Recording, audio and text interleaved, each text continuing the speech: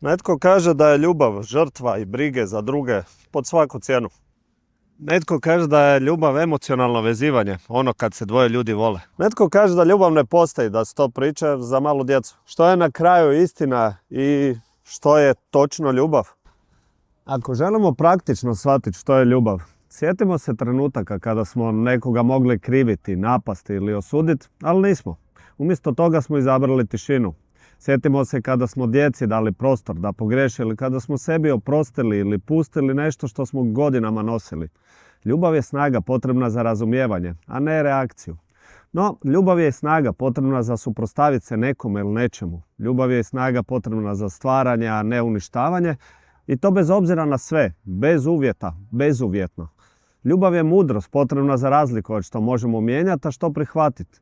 Ljubav je i svjesnost da ona uvijek dolazi sa obavezom prenošenja, davanja i dijeljenja. Ljubav je sve, a to ćemo shvatiti tek kad mi postanemo ljubav.